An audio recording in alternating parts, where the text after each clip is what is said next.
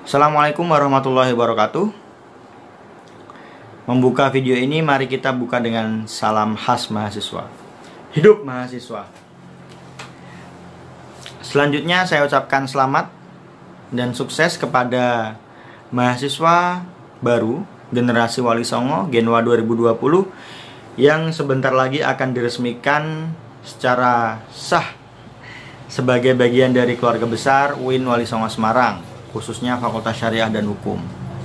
Selamat dan semoga sukses selalu. Di kesempatan ini panitia memberikan saya tema yang akan kita perbincangkan bersama, yakni pentingnya mahasiswa berorganisasi. Saya ingin meng-highlight tema ini menjadi dua bagian. Yang pertama adalah mahasiswa dan yang kedua adalah organisasi. Nah, yang pertama mahasiswa. Tentu kalian tidak asing dengan istilah ini, karena memang istilah yang sangat familiar bagi mahasiswa baru.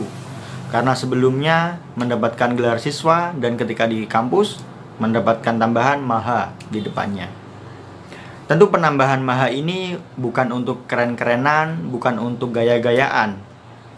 Tapi penambahan maha di sini adalah interpretasi bahwa kita adalah kaum intelektual, bahwa kita adalah kaum yang berpendidikan tinggi, bahwa kita adalah orang yang memiliki spesifikasi keilmuan khusus tertentu yang akan kita dalami selama 4 tahun yang akan datang, yang menjadi pilihan program studi kita. Tentu banyak perbedaan ketika kita bicara siswa dengan mahasiswa. Siswa mungkin ketika kita sekolah banyak mendengarkan, kita banyak menerima, kita banyak disuapi oleh guru-guru kita. Tetapi di kampus, ketika menjadi mahasiswa tidak. Dosen hanya paling banter memberikan 30%. Yang lain kita cari sendiri melalui diskusi, melalui bacaan-bacaan kita di dalam buku-buku, di perpustakaan, atau di internet, atau di YouTube dan sebagainya. Selain itu kita banyak memiliki waktu untuk mengembangkan diri. Karena memang mahasiswa tidak hanya cukup di dalam kelas. Peran yang paling ditunggu sebagai mahasiswa adalah ketika di luar kelas. Nah, ini nyambung pada poin yang kedua, yakni organisasi. Sebanyak apa sih kita menjadi mahasiswa yang kemudian aktif di dalam kelas? Kalau saya presentasikan dalam hitungan hari, ketika dipadatkan, paling kalau hari ada 7 hari ya, kuliah kita padat full kuliah 24 jam, itu hanya maksimal 3 hari. Kita masih punya 4 hari untuk bisa kita gunakan. Kalau mungkin kita harus weekend, harus merefresh otak, kita kasih 1 hari lah, itu sudah bosan 24 jam kita cari hiburan. Baru 4 hari, masih ada 3 hari yang tersisa. Nah, inilah yang teman-teman bisa manfaatkan untuk berorganisasi, untuk berkumpul atau bersatu dengan teman-teman yang lain dari beragam daerah, dari beragam suku, dari beragam budaya, untuk mengetahui Indonesia dari dalam. Ada analogi menarik yang disampaikan oleh pemikir barat, yaitu analogi tentang renang.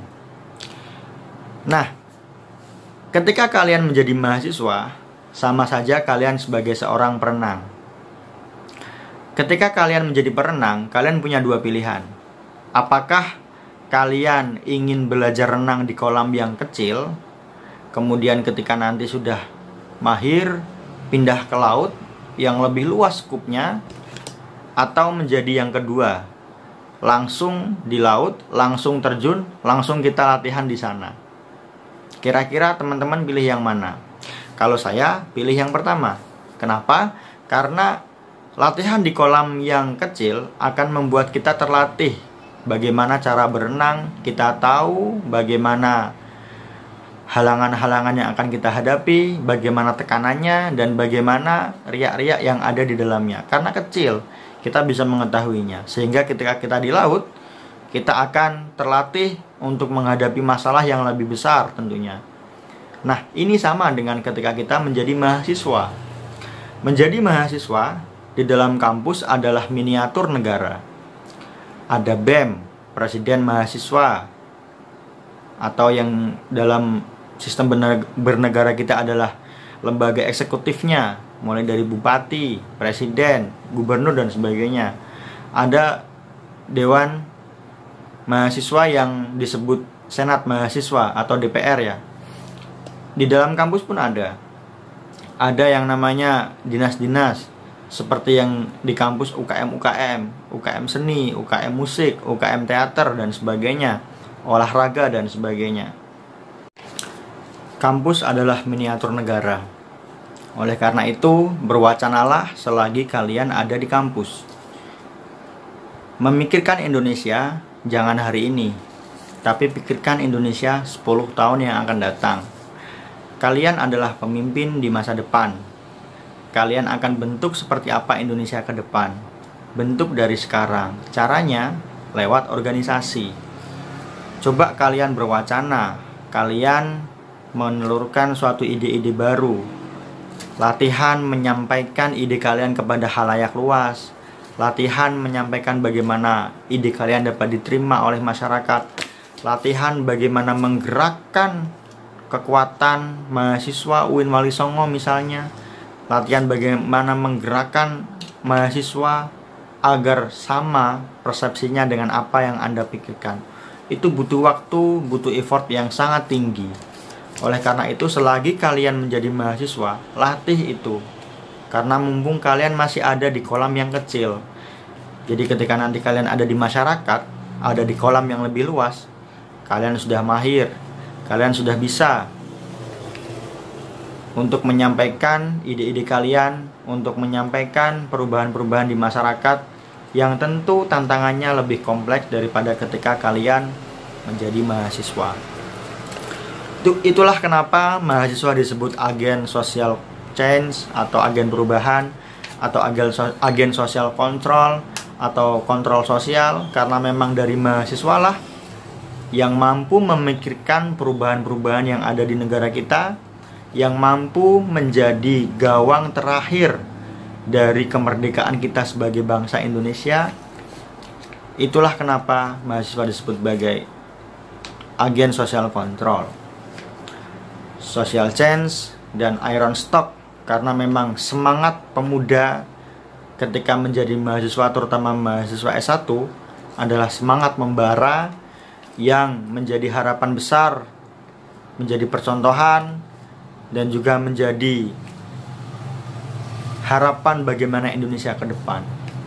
Maka ada seorang pemikir barat mengatakan, jika kamu menginginkan pengetahuan, atau jika kamu ingin tahu kemana arah bangsa ini akan bergerak, lihat bagaimana pemudanya bergerak. Selama masih ada pemuda-pemuda yang bergerak ke arah yang lebih positif, atau selama pemuda Indonesia bergerak untuk membuat Indonesia menjadi negara yang sesuai dengan yang dicita-citakan oleh founding fathers kita, maka tidak akan pernah khawatir bahwa Indonesia akan masuk ke dalam jurang yang salah. Sekian dari saya, kurang dan lebihnya mohon maaf dan terima kasih. Mungkin akan kita bahas lebih panjang di pertemuan berikutnya, karena video ini hanya pengantar. Sekian dari saya.